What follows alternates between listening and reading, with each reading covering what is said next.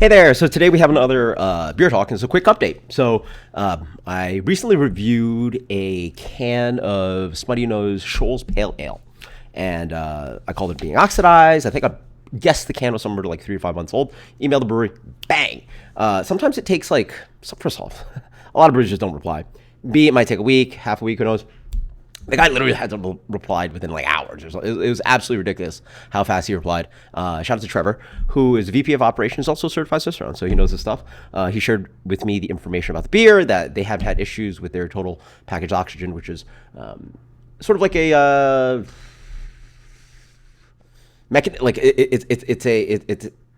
it's a mechanism of grading how much oxygen is within the package and whether it will oxidize with time, and they haven't had issues with that. But the can was about 2 months old, which isn't that bad. Like the beer was supposed to have a, I think, 6 month Best Buy, so 2 months is certainly within range of code.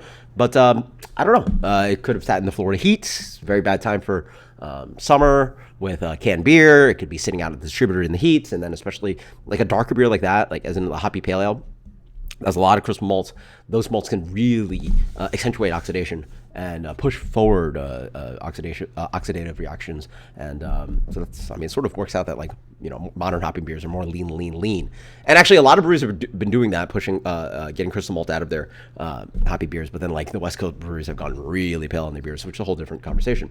But I just wanted to say I really appreciate Smuttynose for reaching out so quickly, replying so quickly. He even offered to, like, get me swag and beer when I go to the brewery and stuff. And I'm like, hey man, I'm sorry. I live like a solid, I mean, I think New York's about 1,000 miles away. New Hampshire's even further than that. And work, family, kids, like I don't have any plans to go to New Hampshire anytime soon. Not that I wouldn't love to. I would love to. That seems like a great trip because despite having been to Vermont, like, geez, I've been like probably almost 10 times, somewhere like that. Never went to New Hampshire, and then like New Hampshire now has like has had, I guess, somewhat of a craft beer scene, but like more now than before. So like that'd be a cool trip to do New Hampshire. I've never done New Hampshire, despite just literally shotgunning all the way to Hill Farmstead all the time and going to right, like the standard kind of Vermont trip. But it'd be nice to expand it to New Hampshire too. But maybe someday we'll go make it out to Smuttynose. So anyway, just huge shout out to Smuttynose, and let's talk about the beer a little bit more. So it's about 2 months old. I guess it was 3 to 5, so I don't think it was completely off. And again, I'm just picky about this stuff, and also super sensitive. So I would argue that the beer was actually was drinkable for sure, but just definitely not like what they probably wanted the beer to be. And I honestly think I finished that beer. But yeah, anyway, just shout out to Smuttynose. I really appreciate it. Shout out to being a certified Cicerone too, especially like again. Like brewer is a different thing where like you have a technical knowledge and blah blah blah. But like if you're gonna work for a brewery, especially like VP of operations, a taproom manager, blah blah blah blah, a bartender, craft beer bartender, all that kind of cool stuff. I think it's very useful. Just it's a really solid floor of knowledge. You obviously can learn so much more than getting the certified Cicerone certification. But it's just I just felt so much better after getting that certification, because it just really like taught me that, like, wow, like you finally know X amount, and then obviously like you realize that what is that, the